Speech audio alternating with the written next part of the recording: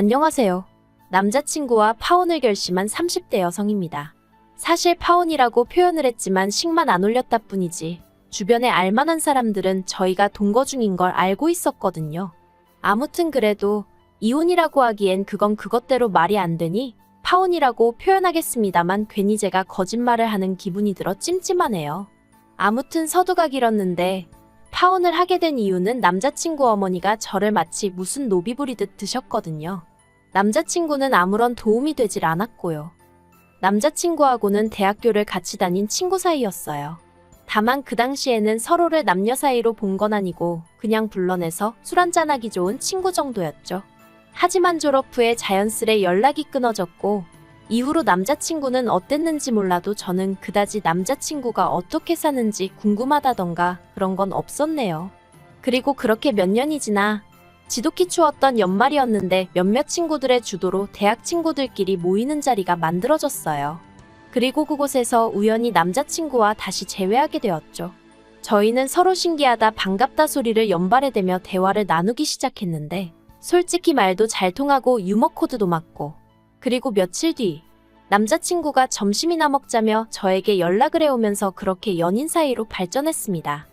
그러다 사귄 지 1년쯤 되었을 무렵 원래 인테리어 회사에 다니던 남자친구가 뜬금없이 장사가 하고 싶다고 하대요. 그리고 저도 그 무렵 다니던 회사 상황이 어려워지면서 이직을 해야 하나 어째야 하나 고민이 많았고요. 하지만 둘 다 모아둔 돈이 많지가 않았어요. 그래서 저는 솔직히 남자친구가 하는 말이 직장 다니는 사람들끼리 늘상 하는 얘기처럼 회사 때려치고 장사나 할까 이 정도의 푸념이라고 생각을 했었죠. 그래서 저는 저 나름대로 이직을 준비하고 있었고요. 그런데 그런 이야기가 오간 지 두세 달이나 되었을까? 남자친구가 자기 어머니가 돈을 대준다고 하셨다면서 저더러 같이 장사를 해보자는 거예요. 저는 솔직히 처음에 남자친구가 웬 헛소리를 하나 싶어서 장난하지 말라고 그랬습니다. 그때 생각만큼 이직이 쉽지 않아 스트레스가 심하던 때기도 했거든요. 그런데 남자친구가 자기가 왜 이런 걸로 장난을 치겠냐면서 진심이라고 자기가 가게를 차릴 거니까 저더러 같이 하자는 거예요. 자기가 월급은 넉넉히 챙겨주겠다면서 말이죠. 그리고 이후로도 남자친구가 한 달 가까이 저를 끈질기게 설득을 하더라고요. 그래서 결국 남자친구가 차린 가게에서 같이 일을 하게 되었네요. 하지만 장사라는 게 자리 잡기까지 하루 이틀로 되는 게 아니더라고요. 물론 그렇게 쉽게 생각한 것도 아니었지만 제 말은 정말 시간이 오래 걸렸다는 거예요.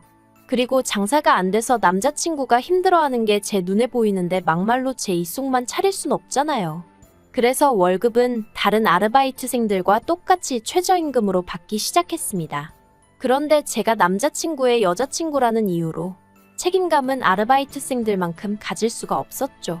그러니까 의식은 주인의식을 가져야 하는데 돈은 아르바이트생들하고 똑같이 받고 일은 더하고 그래도 그때는 그게 당연한 거라고 생각했어요.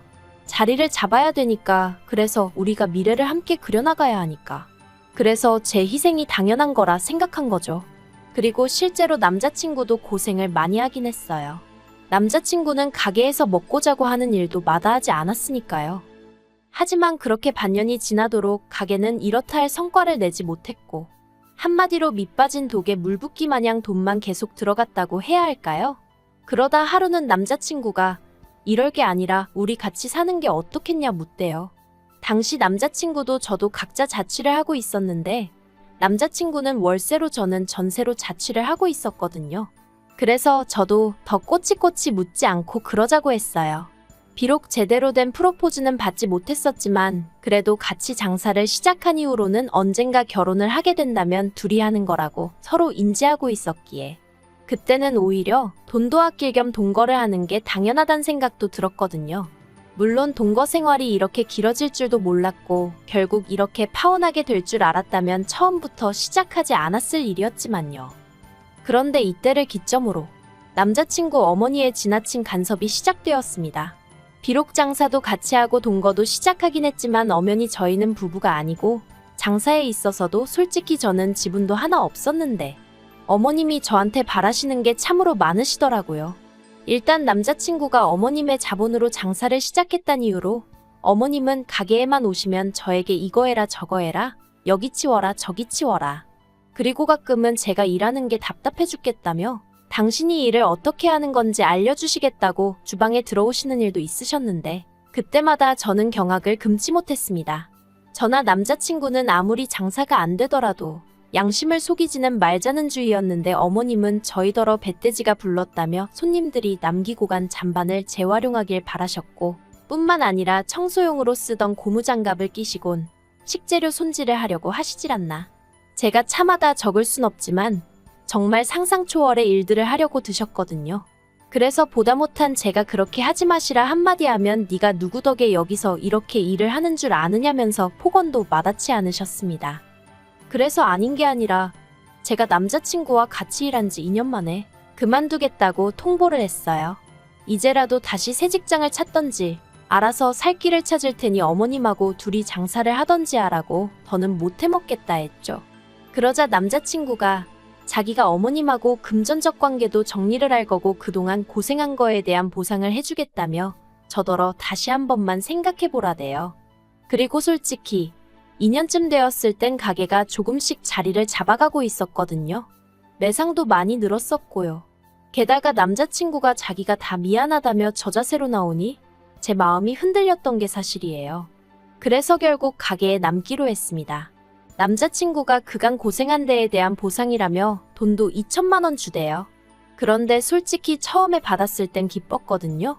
하지만 이내 내가 계속해서 군소리 없이 일을 했다면 이 돈은 안 줬겠지 하는 생각에 좀 착잡한 마음도 들긴 했어요. 아무튼 남자친구는 얼마 지나지 않아 처음에 어머님께 빌렸던 돈도 다 갚았고요. 그래서 이제 한시름 덜었다 싶었습니다. 적어도 먹고 사는 문제로 어머님이 유세 떠는 일은 안 봐도 되겠구나 싶었으니까요. 그런데 그렇게 다 마무리가 되었다 싶었을 무렵 어머님께서 저에게 연락을 해오셨습니다. 그리고는 당신 아들과 진짜로 결혼 생각이 있는 건지 뭐 그런 걸 물어보시더라고요. 그래서 사실 그대로 말씀드렸어요. 가게가 이제 막 잘 돼가고 있으니까 당장식을 올리진 못하겠지만 결혼은 할 거라고요. 그랬더니 그러면 너 나한테 잘 보여야 되는 거 알지? 그러시는데 좀 어이가 없었죠. 그리고 그런 대화가 오가고 얼마 지나지 않았을 무렵 저는 남자친구와 가게 매상 문제로 크게 다투게 되었습니다. 충격적인 사실을 알게 되었기 때문이죠.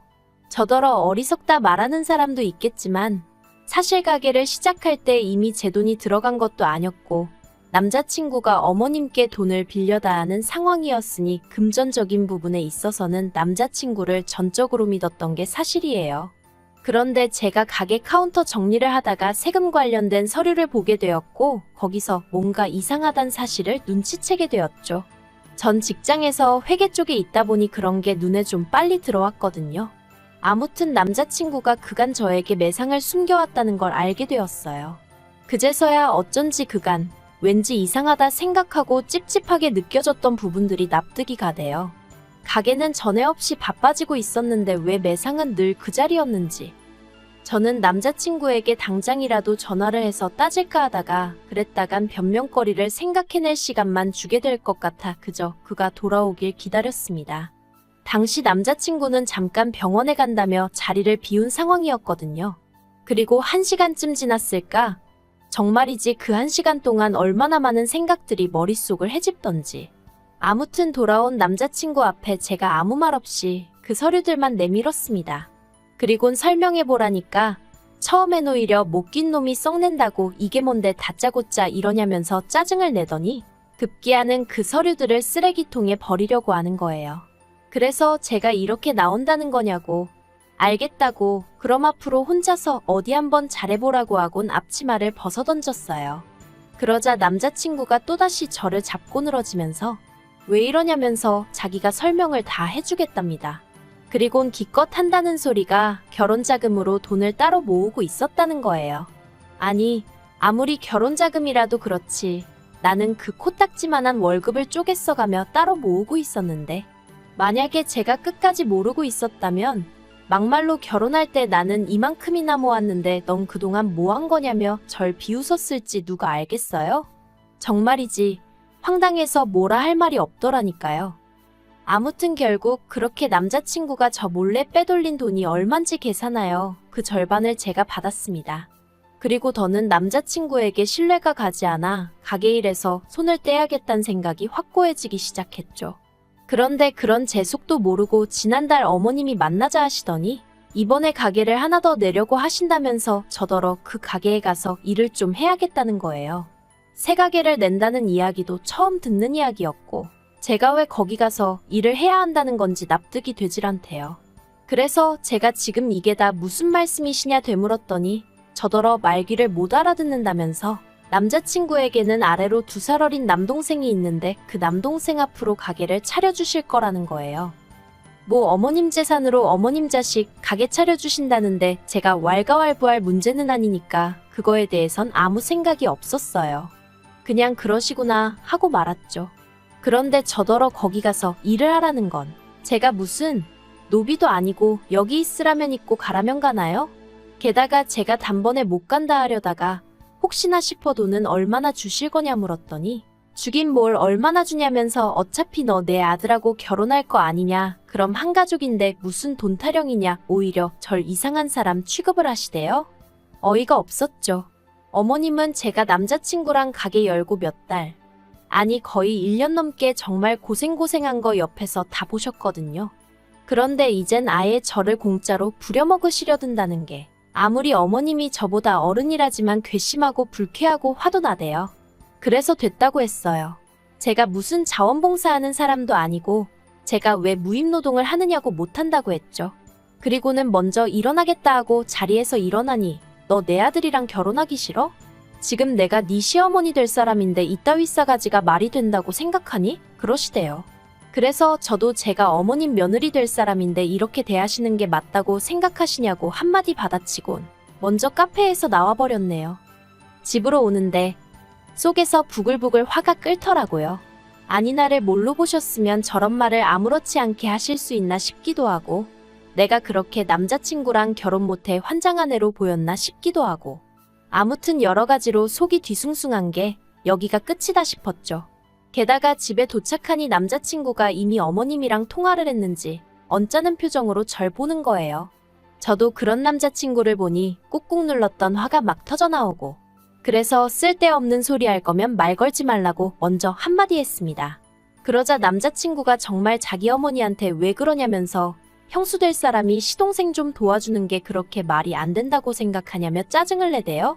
아, 솔직히 100번 양보해서 남자친구라도 저한테 미안해하고 어머님이 경우가 없으셨다 뭐 그런 말이라도 한마디 했으면 저도 나름대로 좋은 쪽으로 어떻게든 생각해보려 했을지도 모르겠습니다만 남자친구의 글러먹은 태도에 저도 마음이 완전히 돌아서 버렸죠. 그래서 나 내일부터 가게 안 나갈 테니까 알아서 하라고 했어요. 여기서 지금 네 짐도 당장 빼라고 했고요. 다행히 남자친구도 저에게 질린 건지 상황이 짜증났던 건지 욕을 퍼부으며 짐을 뺐고 그렇게 순식간에 저희는 남남이 되었습니다. 그리고 솔직히 한이주동안은 뭐랄까? 허망했어요. 그간 해온 노력에 비해 제 손에 남은 건 아무것도 없는 것 같았거든요. 법적으로 싸웠으면 뭐라도 뺏어올 수 있었을지도 모르겠지만 그땐 그렇게 할 의욕도 나질 않았고요. 하지만 언제까지 쓰러져 있을 순 없었으니 저는 남자친구와 헤어진 지 꼬박 한 달 만에 그간 결혼자금이랍시고 모아둔 돈으로 제 가게를 열기로 했습니다. 불현듯 남자친구도 열심히 했지만 저도 죽어라 해온 게 있었고 그 과정에서 배운 바가 있었으니 혼자라고 왜 못하겠나 그런 생각이 들었거든요. 그래서 에라 모르겠다 부딪혀보자 그렇게 된 거죠. 그리고 그렇게 발품을 팔아 정확히 2주 만에 개인적 사정으로 가게 전체를 넘기겠다는 사람을 만났고 저는 그걸 그대로 인수받아 약간의 손만 본 끝에 장사를 시작했습니다. 그리고 정말 운이 좋았다고 해야 할지 아니면 노력의 결실인지 가게는 2달 만에 많이는 아니어도 단골 손님이 생길 만큼 자리를 잡았어요. 그런데 어떻게 제 소식을 알게 된 건지 하루는 남자친구 어머니가 오셔서 아주 깽판을 치셨습니다. 무슨 제가 산업 스파이라도 된 것 마냥 제가 남자친구 가게 레시피부터 기밀을 빼갔다면서 난리도 아녔죠. 어이가 없어서 레시피나마나 전부 다 처음부터 같이 만들었는데 그게 어떻게 제가 빼앗은 게 되나요? 이후로도 몇 번이나 어머님의 헛소리가 반복되어 결국 지금 접근 금지 신청해 놓은 상황입니다. 그리고 그 이유를 얼마 전에야 알게 되었는데 남자친구는 저랑 헤어질 때만 하더라도 자기 혼자서도 얼마든지 할 수 있을 줄 알았나 봐요. 어머님까지 도와준다고 나서셨던 모양이니까요. 하지만 오히려 그게 악수가 되어 손님들이 위생과 맛에 대해 불만을 제기하기 시작했고, 그런 와중에 멀지 않은 곳에 제가 새 가게를 오픈했단 소문이 나면서 제가 반사이익을 얻었던 모양입니다. 그리고 어머님은 그게 전부 다 제가 무슨 계략이라도 꾸며서 된 것처럼 제 탓을 하셨던 거고요. 참으로 갑갑한 일이었죠. 아무튼 결국 엊그제 듣자 하니 남자친구 가게는 거의 반토막이 난 상황인가 본데 제가 알게 뭐랍니까? 불쌍하지도 않아요. 아쉬운 건 더더욱 없고요. 물론 그 가게에 제가 애정이 없는 건 아니에요. 그래도 제 청춘의 일부를 갈아 넣었던 곳인데 어째서 아무런 마음이 없겠어요?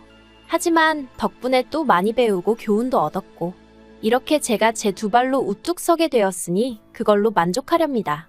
한 가지 바라는 바가 있다면 남자친구가 어머님 원망을 많이 하고 저를 놓친 걸 많이 후회했으면 좋겠다는 거. 좀 유치한가요? 그래도 어쩔 수가 없네요.